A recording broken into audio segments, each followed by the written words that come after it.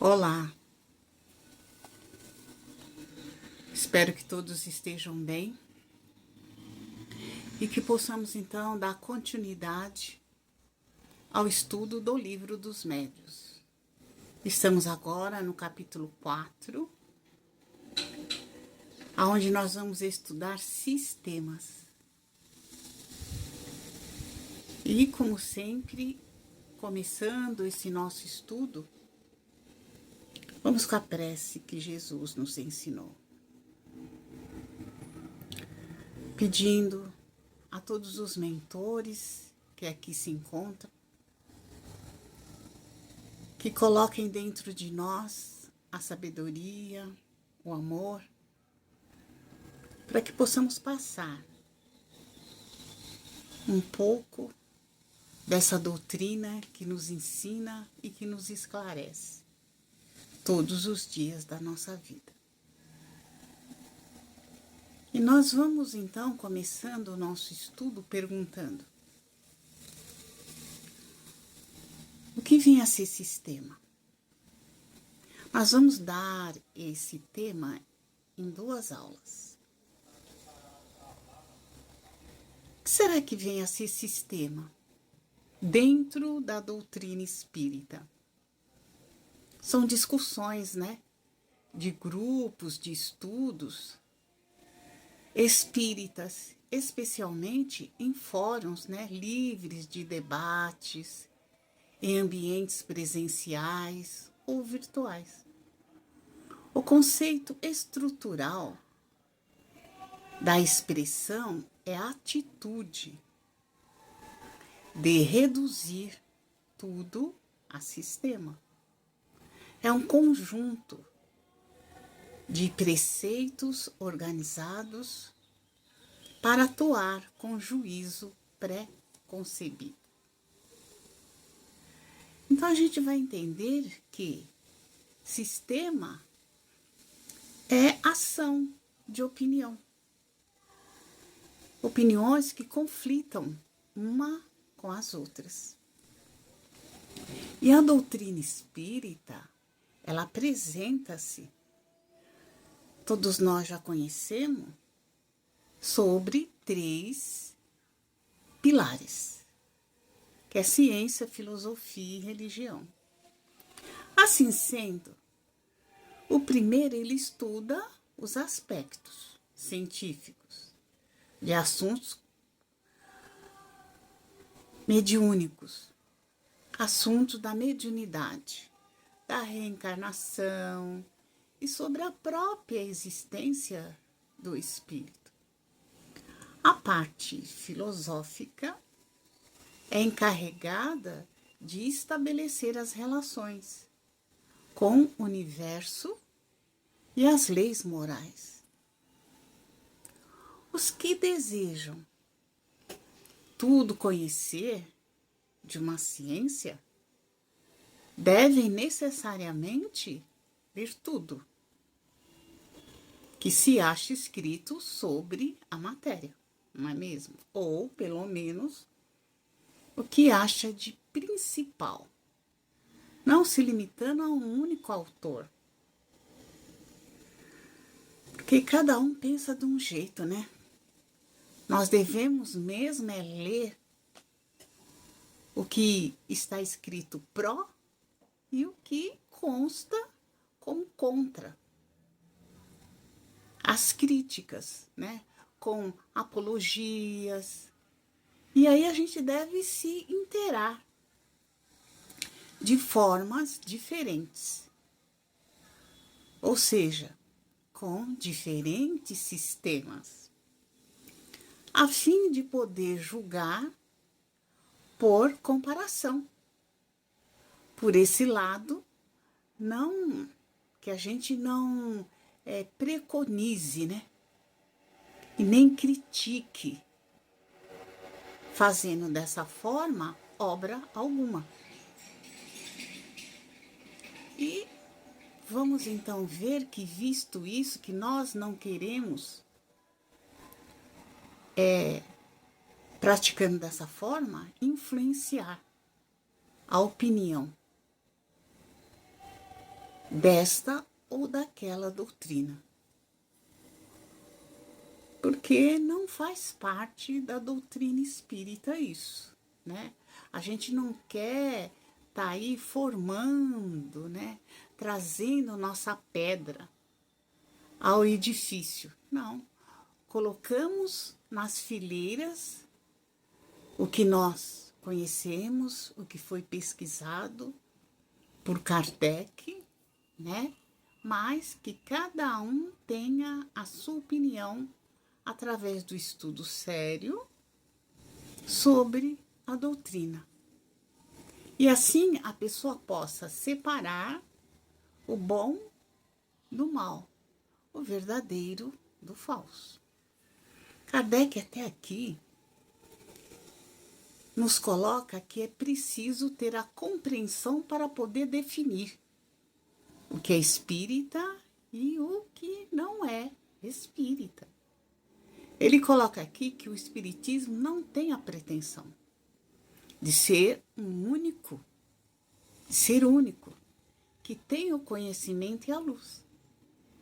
Então vejamos que o espiritismo ele não duvida e nem critica obra alguma, religião nenhuma. Nós somos criticados, né? Este é um julgamento de quem está lendo as diversas obras e que possa então tirar as suas conclusões. O espiritismo é uma ciência da natureza.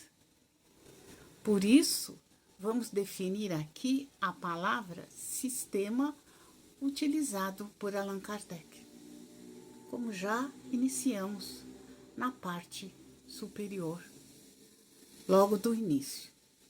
A palavra sistema ela vem do grego, que significa reunião ou grupo. É um conjunto de elementos dos quais existe uma relação, que forma um todo, a estrutura organizada de ideias ou juízo pré-concebidos, como colocamos. Opinião e modo de pensar. São as opiniões que buscam explicar o termo espírita ou espiritualismo. Dentro da doutrina espírita, devemos retirar o nosso vocabulário. Isso é muito importante. Espírita kardecista.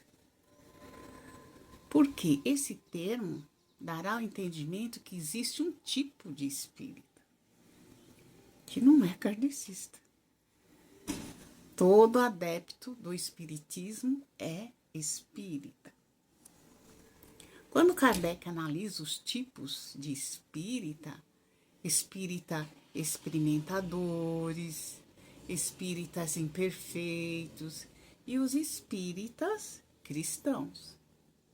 Os espíritas experimentadores são aqueles que só se interessam pelo fenômeno, não mudam a sua condição moral e voltam para os seus lares sem nenhuma transformação interior. São aqueles que só frequentam reuniões mediúnicas sem procurar entender o Evangelho de Jesus. Então vejamos que os espíritas imperfeitos, este considera o lado moral do espiritismo, mas só aplica nos outros, esquecendo-se de si mesmo, né? Isso a gente conhece bastante. E os espíritas verdadeiros, que são os espíritas cristãos. Esses aceitam e aplicam a si mesmo todo o conceito da doutrina, que praticam ou, pelo menos, se esforçam para praticar a mudança do quê? Da sua moral.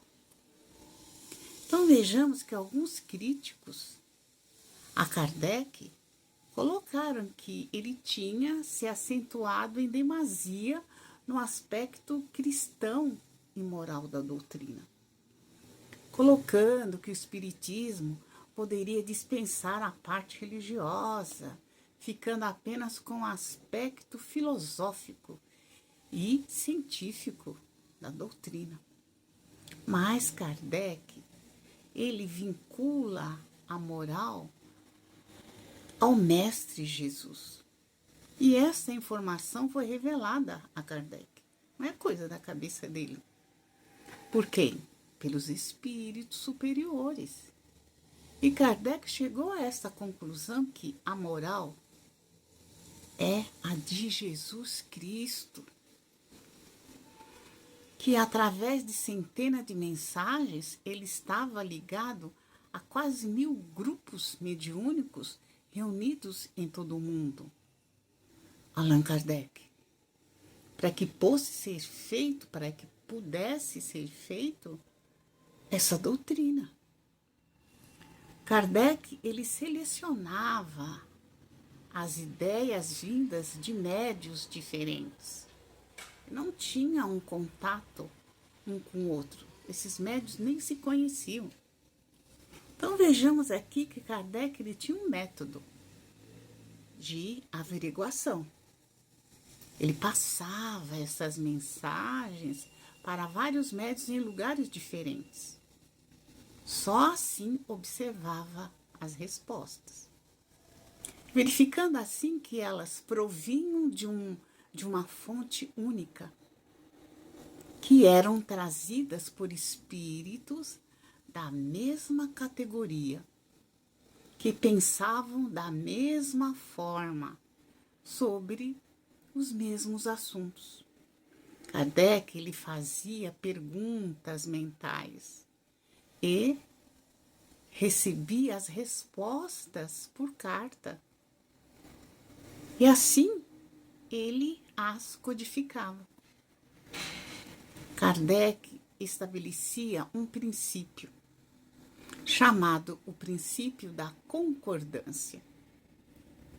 Então vejamos, quando definimos religião no Espiritismo, é um modo de agir e de pensar, princípio de vida e moral, segundo os espíritos,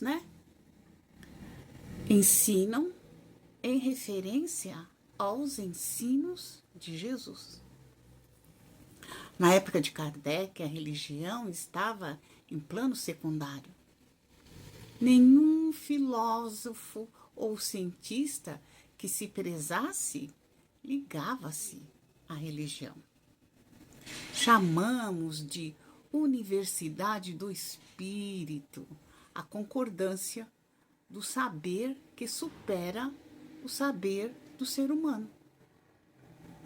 Espírito de alta qualidade que não se contradizem.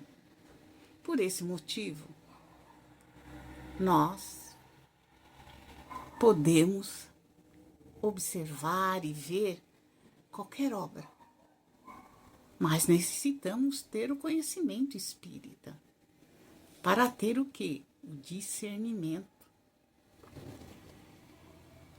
Eu posso me considerar espírita cristã, que não tem nenhum ritual, não tem dogma, não é cerceadora e nem limitadora.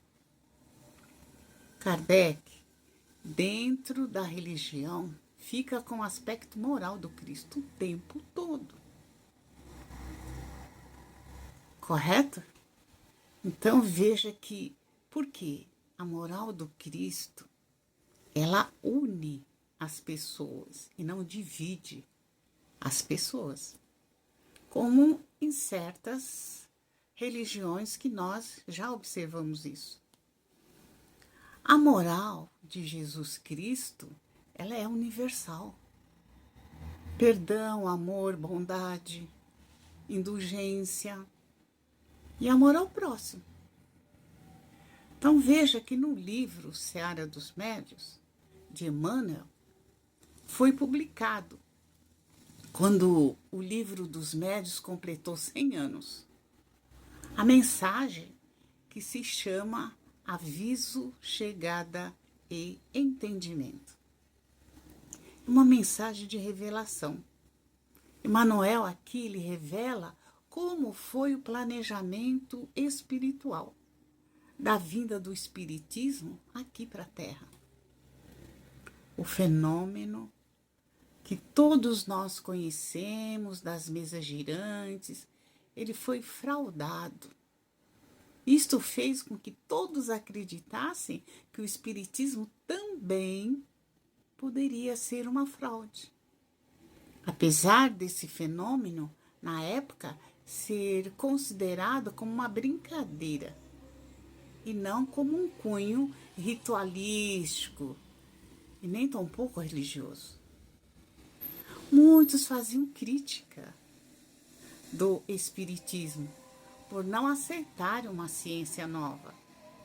Então vejamos que o primeiro sistema rebatido por Allan Kardec foi o charlatanismo, que as pessoas dizem que era um embuste, que eram falsos e que poderiam ser imitados, e que se utilizavam de boa fé das pessoas, fingindo qualidades que não possuíam, para retirar vantagem e ganho de pessoas que ali se encontravam iludidas, retirando delas lucros financeiros. Então, todos nós já temos o conhecimento, né, que a mediunidade não se cobra, né? Diziam que os médios já eram todos impostores e tudo ali era falso. Kardec, através da análise, ele buscou comprovar que aqueles médiums eram sérios, aqueles que estavam dando o seu relato, e que eram pessoas de boa índole, pessoas sérias, e que chegavam à existência do fenômeno por pesquisa, análise aprofundada. E que esses médios não visavam obter nenhum lucro. Foi esse motivo que não é citado em sua obra o nome de nenhum médium, nem tampouco de nome de nenhum espírito. Nós vimos isso, mas existem médios, sim, que enganavam as pessoas, inventando os fenômenos, iguais aos mágicos. O médium, ele deve se dedicar à mediunidade e com o tempo que lhe sobra, não é? Que lhe sobra das suas atividades profissionais, para que não realize a mediunidade como um profissional religioso. Isso nós devemos realmente atentar, né?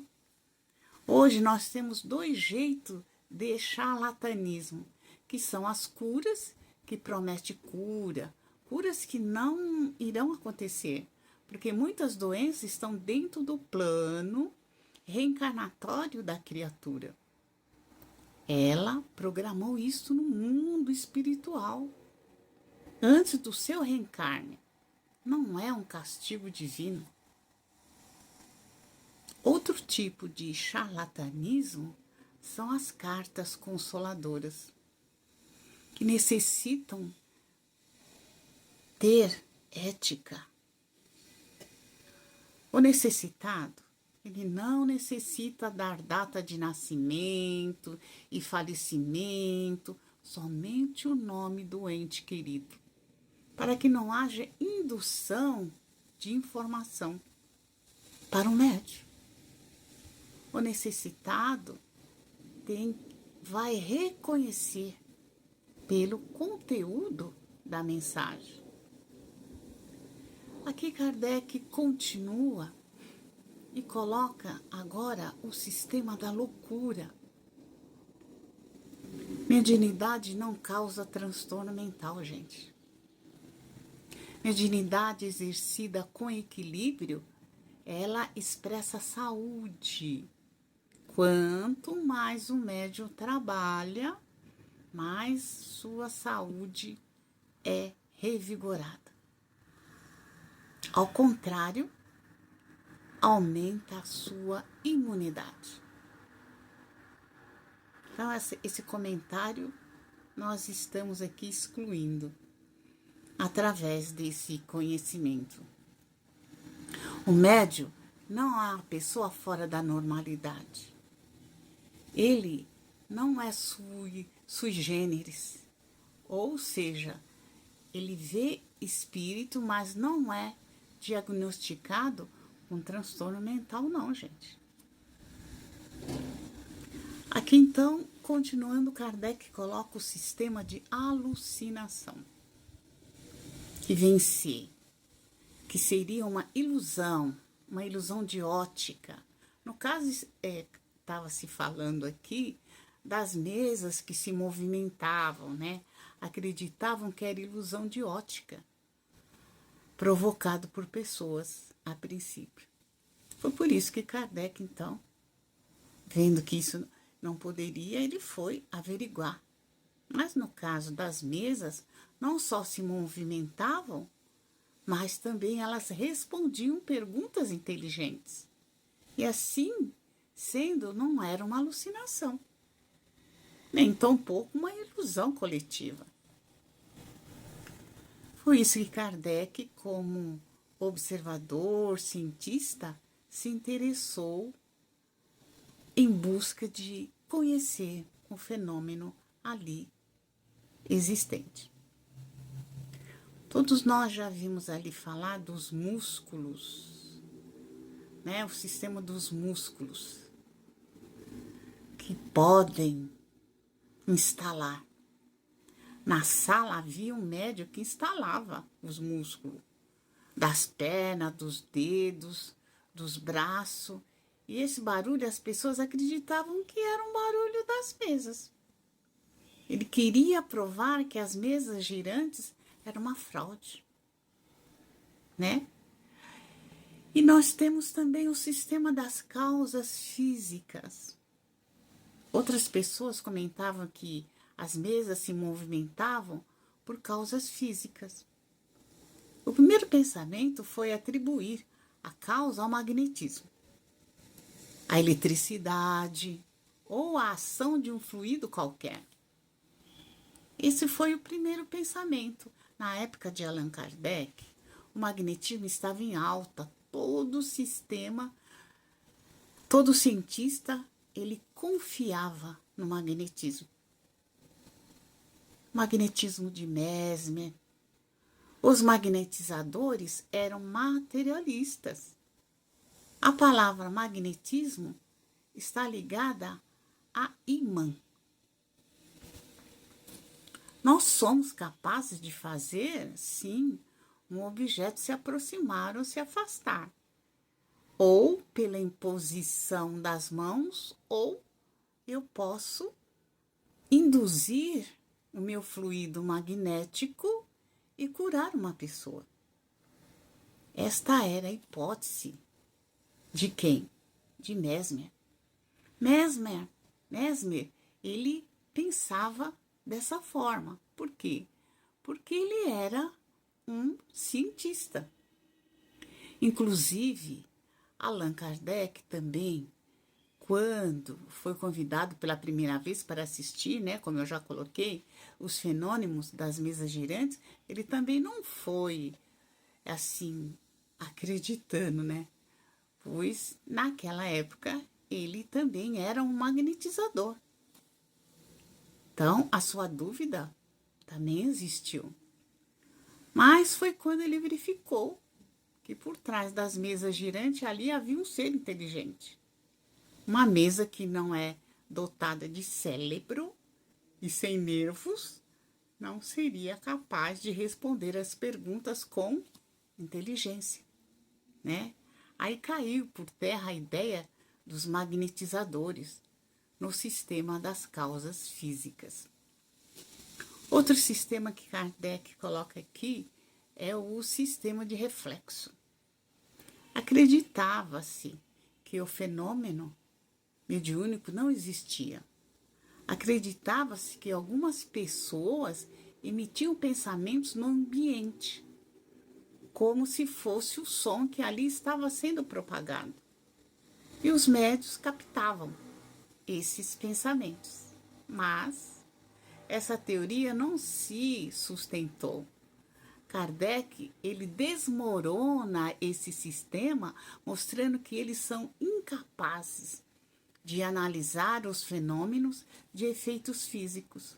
O médium ali, como Kardec coloca, ele não tinha condição de captar um pensamento. Não. Quase que telepaticamente. E daí materializar no espírito. E isso é impossível. Então, esse sistema não explica de todo tipo de fenômeno. Kardec, como magnetizador, ele conhecia muito, muito, muito bem muitos fenômenos já existentes, fenômenos de efeito físico. E por isso essa ideia realmente não tinha condição de ser aceita por ele.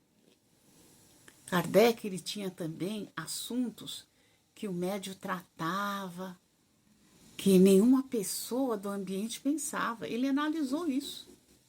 Então, esse sistema reflexo também foi desmoronado por Allan Kardec. Não tinha comprovação nenhuma. Nesse sistema, só a alma do médium se manifesta. Mas ela se identifica, ela com a de várias outras pessoas presentes ou ausentes e forma um todo coletivo, reunindo as aptidões, a inteligência e os conhecimentos de cada um que ali se encontra. Então veja que Kardec, então, ele desmoronou esse pensamento. Não sustentou essa ideia aí do sistema de reflexo, não é? Como é que um médium vai captar o pensamento telepaticamente? Não teria como, né? E tinha também o assunto ali que se colocava, que o médium tratava que nenhuma pessoa do ambiente pensava. É complicado, né? A gente acreditar numa mediunidade dessa. Então, há uma multidão de coisas que o homem não pode e não deve saber. Bem presunçoso seria aquele que pretendesse penetrar todos os segredos de Deus. E o pensamento é um deles. Não é verdade? Aqui nós também vamos colocar aqui o sistema de alma coletiva. É como se o médium captasse todos os pensamentos, como eu já coloquei lá, de todas as pessoas. Será que isso é possível? E escrevesse uma mensagem. Isso fere a lógica. Não tem como, né? O médium ter uma expansão psíquica tão grande que poderia captar sentimentos, aptidões de pessoas, até os ausentes da reunião. Isso não acontece por quê? Porque os espíritos provam a sua identidade, a sua individualidade nas suas manifestações. Então veja, a alma do médium, ela se afasta do corpo, acessa arquivos subconsciente, em transe. Ele tem, para que isso aconteça, ele tem que estar adormecido. Não poderá estar acordado.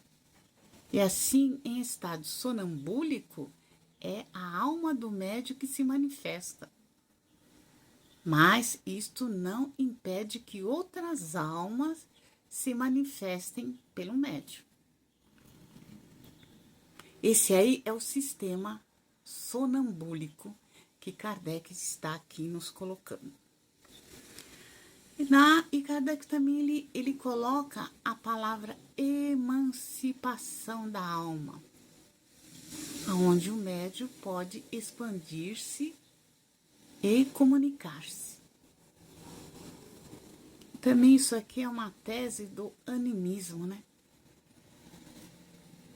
Então, nós vamos parando por aqui, mas compreendendo que qualquer fenômeno mediúnico explicado aqui no livro dos médiuns, ele tem um fundamento.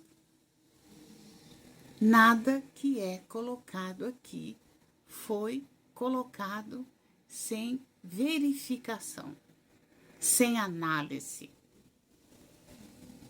Então, que nós possamos, na próxima aula, dar continuidade a esse sistema, no capítulo 4, e que todos tiverem alguma dúvida, possam estar se dirigindo ao grupo do WhatsApp e estaremos lá, dentro da medida do nosso conhecimento, respondendo às questões pelas quais vocês tenham alguma dúvida. Que Jesus continue conosco, nos dando força para que possamos dar continuidade ao conhecimento.